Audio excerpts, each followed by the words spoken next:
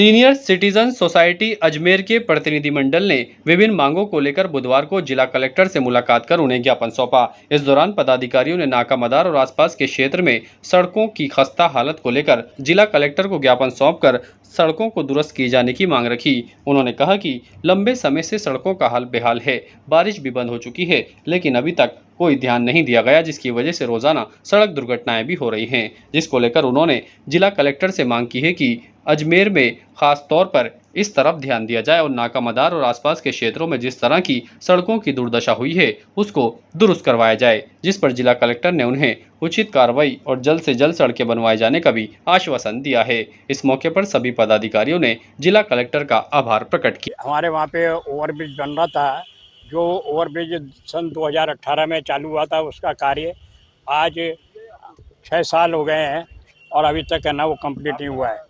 और पिछले 3 साल से उसका बिल्कुल काम बंद है।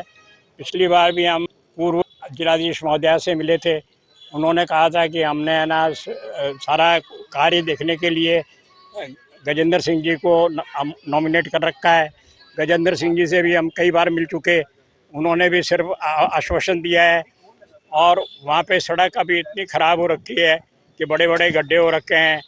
और वहाँ पे लाइट की व्यवस्था के लिए भी कहा गया था उनसे, लाइट के लिए भी उन्होंने कहा था कि सब बात हो गई है और लाइट यहाँ पे लग जाएगी, परंतु पिछले 3 महीने हो गए अभी तक उसमें भी लाइट की कोई व्यवस्था नहीं करी गई है। और वहाँ से स्कूल के जो बच्चे आते हैं आए दिन वहाँ पे दुर्घटनाग्रस्त होते हैं कि पुल के दूसरी साइड में जो गाड़ियाँ लुहार लोग बैठे हुए हैं उनके लिए भी हमने कहा था कि भाई दोनों भी चालू करो, तो वो भी अभी तक चालू नहीं हुए। उन्होंने आश्वासन दिया था कि हमारे लॉटरी निकाल दी गई है और लॉटरी में उनको अलॉट हो गए क्वार्टर्स और हम उनको जल्दी शिफ्ट कर देंगे। आज हम नाका मदार क्षेत्रवासी हमारे गुलाबबाड़ी फाटक पर जो रोड ओवरब्रिज अर्थात आरओबी जो बन रहा है उसके संबंध में एवं जो हमारे क्षेत्र की सारी सड़कें खराब पड़ी हैं उसके लिए हम आज माननीय कलेक्टर महोदय को ज्ञापन देने आए थे। उनको अभी ज्ञापन दिया गया है।